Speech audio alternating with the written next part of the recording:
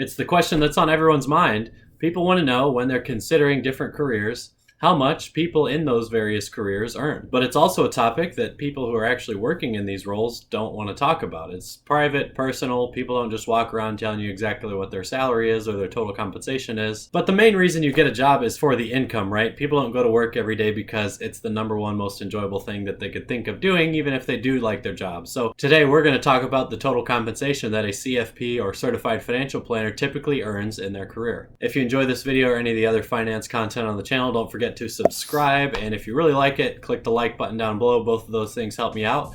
Let's get into this one. We're going to cover three of the biggest bodies of work that looked specifically at total compensation for CFP professionals.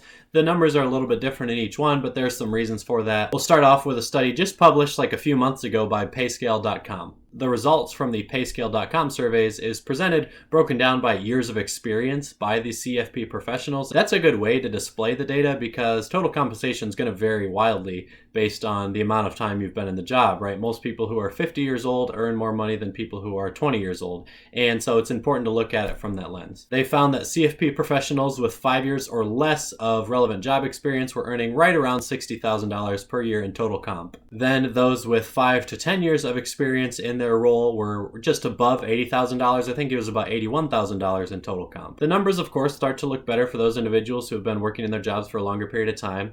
For those into the 10 to 20 year range of experience on the job, they were earning an average of $100,000. Actually, I think it was about $99,000. Then for those in the category of 20 years plus job experience, the median compensation was right around $140,000. Keep in mind, this survey was looking at total compensation, which is going to include base salary plus commissions and any bonuses that the firm might offer. And even though we've broken it down by years of experience, the results also varied pretty drastically depending on geographic location.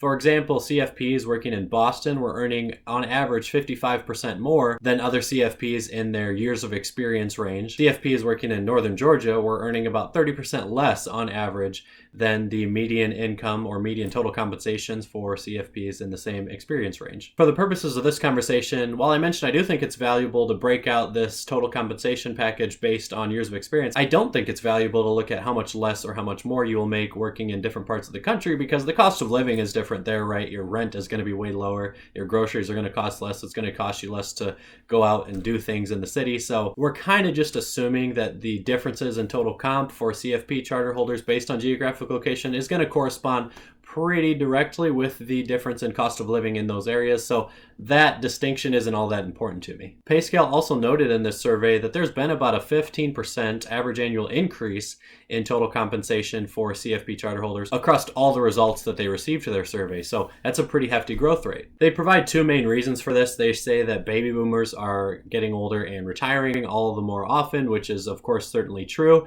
And when people retire, they generally start to work with financial advisors more often than when they were earlier on in their career. So a lot of CFP charter holders who are financial advisors are generating more business from this big wave of individuals reaching retirement age and deciding to call it quits and work with a financial advisor. The other reason they cite is that individuals have longer lifespans now. So there are far and far more clients working with advisors who are in their late 80s and 90s than there were, say, 10 years ago. And you might say, well, even if those people did pass away, then the money's just going to get passed on to their kids. That's true. But typically when kids inherit money from their parents, they don't keep that money invested with the same financial advisor if the parents were working with a financial advisor. Usually they're doing it on their own or going to a different financial advisor that they're either already working with or that they choose on their own. So the fact that healthcare technology is allowing individuals to live longer means that CFP professionals are going to have their client base for a longer period of time. The next site we're going to be looking at is Glassdoor, which a lot of people are familiar with. I think this is a great tool to use because it gets a ton of responses. It might have the highest quantity of data sets of the three that we're talking about today,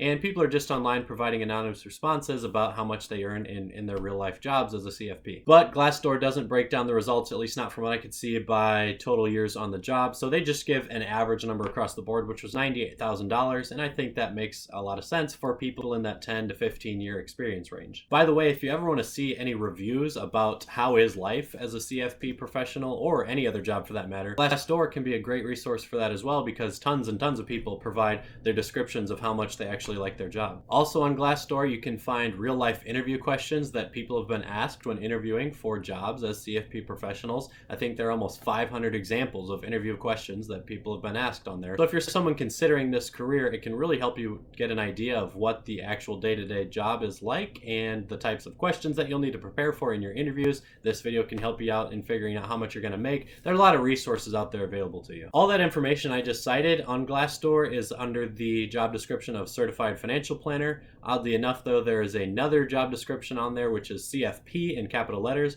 It's basically just a sampling error. There's only 4 responses, and it says that the average annual compensation is $69,000. Again, this is just 4 different people who didn't notice that there was already a Certified Financial Planner listing and just looked for the letters CFP and gave their responses there. So not a good sample size. Ignore the CFP result. Stick with the average of $98,000. That's more accurate. Finally, we'll talk about a study done by Investment News back in 2016, which I've cited in a couple other videos on this channel already. They found that the median annual total compensation for CFP professionals was $142,000, which I think sounds a little bit high, but there could be some reasons for that. Of course, there might just be some data bias here, like if Investment News is physically located in some large city center and they ask CFPs locally their salaries, people in higher cost of living areas are going to be earning more, or maybe they just ask people who had more job experience at the time, and so 140 grand could make more sense for that data set. You should know, though, that this level of total compensation is totally possible as a CFP professional, and that's because a lot of CFP professionals work as financial advisors in jobs that are results-based. Your total compensation is going to be based on your job performance. And this is an important distinction to make when we're talking about CFP compensation. As a financial advisor, it's possible that most or all of your compensation is coming through commissions from your client accounts,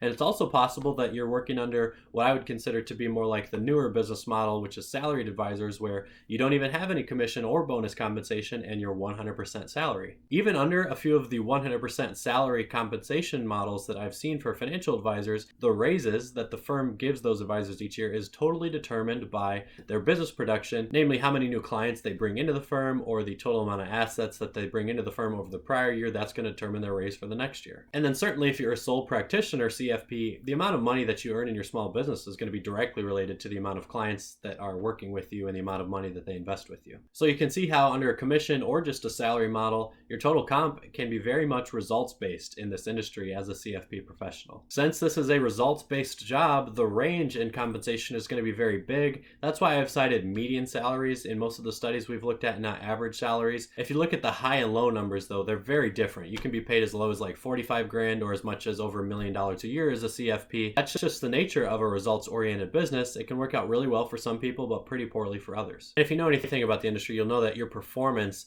is not really based on like investment returns. Typically, this isn't a hedge fund business. Financial advisors are not hedge funds. It's mostly based on your charisma, how well you are in working with clients, and how often they refer other people to you because they like you. So you'll see partners of wealth management firms out there that often are making over 200 grand a year. I know of many that make over 500 grand a year and a few that are making over $1 million a year because they own and operate very successful financial planning or wealth management firms. They have these really high levels of total compensation, not because they're CFP professionals, though many of them are, but mostly because they're running a very fast growing business. And once the numbers get pretty high in business total revenues, they can continue to grow exponentially, kind of like the rich get richer mentality. That certainly exists. You could, if you're successful, earn $500,000 or $1 million a year as a CFP. And that's a really cool prospect. Most of the people in that category started their own firms like in the 70s, 80s, and 90s. Starting your own firm nowadays is far less common because most people don't want to do all the cold calling that took all the people who have successful businesses now. So it's becoming more and more common is that as successful young advisors come up through the ranks of like associate